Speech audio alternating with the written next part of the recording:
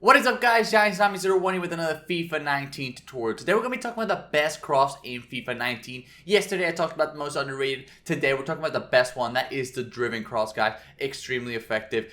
But as always, make sure to check out all my previous tutorials if you're not this already, and make sure to subscribe so you miss out on future ones. To perform the driven cross, you want to press the RB and the X button if you're on Xbox, or the R1 button and the square button if you're on PlayStation.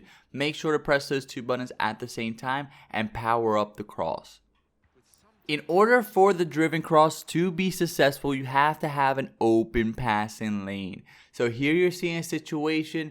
I have a player wide open and there's no defender in the passing lane. If there was a defender in the passing lane, since this ball stays really close to the ground, it's got a lot more power, but it stays really close to the ground, they will be able to put a deflection on it. So it's very important that you have an open passing lane. In this situation, I do. So by doing the driven cross, I'm able to get the ball quickly to my attacker. So whenever you see that you're going up the wings and there's somebody in the middle of the pitch that's open, there's nobody near him, but you need to get a really quick pass to him in order for him to stay open, do the driven cross. It's going to get to him really quickly and you're going to score a ton of goals. Here you see another situation, this time much closer, so you don't have to put nearly as much power. For power, guys, there's not one straight amount of power that's going to always work. Depending on the distance between the person that's passing the ball, that's crossing it in, and the person that's going to be taking the shot, that's how much power you want to do. So in this case, we're really close to each other, so that 1 bar of power is more than good enough. In the previous one, we're a little bit farther away, so 2 to 3 bars of power.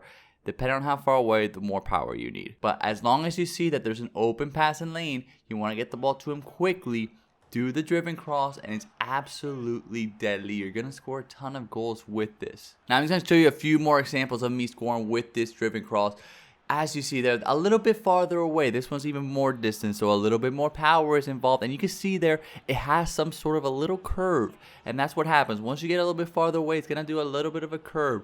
And it really, really helps you out. That's why it's so overpowered in FIFA 19. That curve will make sure it gets right into the foot and in perfect position for your attacker to score the goal. And then very important, one more thing, this also works when there's an open passing lane and there's a defender in front of him.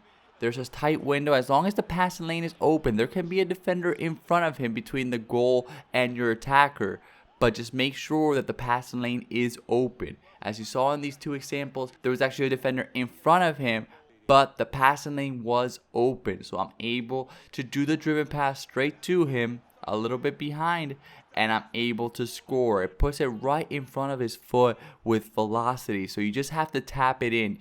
Don't have to push too much power in. Don't try to do time finishing with the header or a regular shot. Just tap it in with the power of the driven shot. It's already going to have enough power for the shot.